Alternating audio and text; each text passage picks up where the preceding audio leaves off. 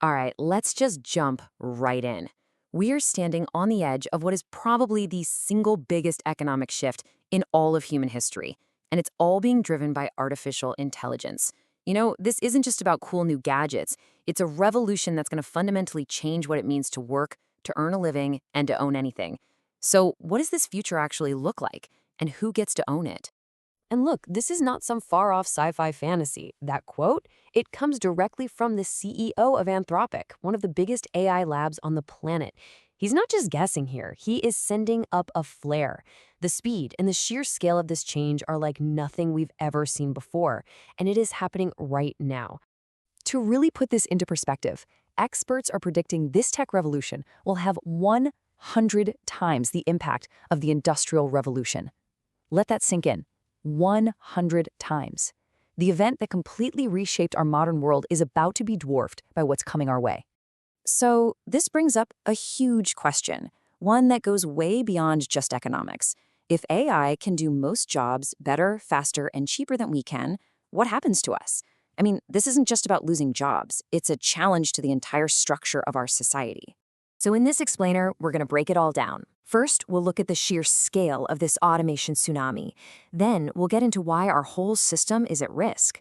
From there, we'll dive into the solutions, everything from taxing this new productivity to a pretty radical shift from just income to actual ownership. And finally, what a new social contract could even look like. All right, let's start with the wave that's already building. We are not just talking about automating factory jobs anymore. This is a fundamental shift that's coming for brain-power jobs, for cognitive work. What's really staggering is how much the experts agree on this. They're forecasting that within, say, the next 10 to 15 years, somewhere between 60 and 80% of the tasks we humans do today could be automated. This chart really shows it. You see about 70% of current work just gone, leaving only a small fraction for people to actually do. And again, this isn't some fringe idea. I mean, you have Bill Gates, a guy who's poured billions into these technologies, saying this stuff for years. The idea that human labor will become pretty much obsolete for producing things, well, that's moving from the edges right into the center of economic debate. So, here's the crucial part. What happens when the foundation of our entire social and financial system, the idea that you work for a living, what happens when that starts to crumble? This brings us to the core of the crisis, a concept some call the fiscal scissors. As AI and automation replace human jobs, the tax money that governments get from our paychecks just plummets. But at the very same time, the cost of supporting millions of people without jobs skyrockets. These two lines just move further and further apart, creating a gap that could totally crash state finances. Now, if we don't adapt, we risk a pretty dystopian future that people are starting to call technofeudalism. In this world, a tiny elite owns the AI and the robots that create all the wealth, while basically everyone else becomes this dependent underclass with no real economic power to speak of. And this creates a massive power shift. For centuries, the ultimate bargaining chip for workers was the power to strike, to stop doing their essential work. But what happens when that work is no longer essential to production? What bargaining power do you have left? Okay, let's pivot to the solutions and see how this could work. If our paychecks can no longer be the foundation of our tax system, we've got to find a new one. And the most logical place to look is the source of all this new value, the AI and automation itself. And what's amazing is that the very people building this technology, they agree. When the CEO of a major AI company literally puts his hand up and says, "Please tax us," you know the situation is serious. They see the writing on the wall, and they know we need a new way of doing things. So how do we actually do it? This table breaks down the main ideas out there.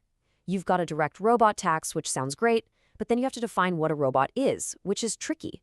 A digital service tax goes after tech profits, but that can spark trade disputes. Raising taxes on capital gains is easy to do, but that capital can just move somewhere else. And then there's a tax on data extraction, which gets to the heart of what fuels AI, but valuing data is incredibly complex. Yeah, there's no easy answer here. But what if taxes and just redistributing money is thinking too small? What if the real solution isn't just about giving people a safety net, but about giving them a real, actual stake in this new automated economy?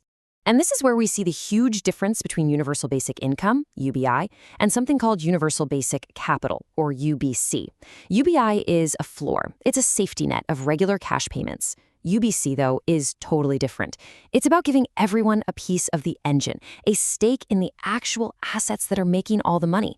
It's the difference between being just a consumer and being an owner. So how could a country even pull that off? Well, the most promising way is through what's called a sovereign wealth fund. It's basically a giant investment fund that's owned by all the citizens of a country, and it's designed specifically to generate wealth for everyone. And this isn't just a theory. This model has been proven to work. Alaska uses its oil money to pay every single resident a dividend check every single year. Norway took its oil money and built a fund that's now worth over $340,000 for every man, woman, and child. They turned a natural resource into shared collective wealth. So the question is, why can't we do the exact same thing with AI? So a modern version for AI would work in 3 pretty simple steps. First, the fund would buy up ownership stakes or equity in the top AI companies. Second, it would own pieces of the critical infrastructure that makes it all run, like data centers. And third, the profits from those investments would be paid out directly to every citizen as a dividend. So, when we start to put all of these pieces together, we can begin to see the outline of a new social contract. One that's actually designed for a world where wealth comes from capital and machines, not from human labor. The really key takeaway here is that there's no single silver bullet. There's no one magic fix. Building a stable post-labor world is going to require a whole toolkit. Yes, we'll absolutely need reskilling and education programs. We'll need new tax models to fund the whole transition. But most importantly, we need a fundamental shift towards collective ownership of the capital that's going to drive our future. At the end of the day, it all boils down to this one single powerful question. The technology itself, it's neutral. It is going to create an absolutely staggering amount of new wealth. The debate we need to be having right now is about who gets to own that wealth. Will it be a handful of companies and investors, or will it be all of us together? So, to recap this really quick, AI is bringing a level of change we have never seen before. Our current system, which is built on taxing wages, just isn't built to survive this shift. The strongest solutions go way beyond simple taxes and actually focus on giving all citizens collective ownership of AI's productivity, using proven models like sovereign wealth funds. Because in the end, this isn't a story about technology, it's a story about ownership. Thanks so much for joining us for this explainer. The analysis you just saw was built from these sources, which you can always check out to learn more. The future is coming at us faster than we think, and understanding these ideas is really the first step to shaping it for the better.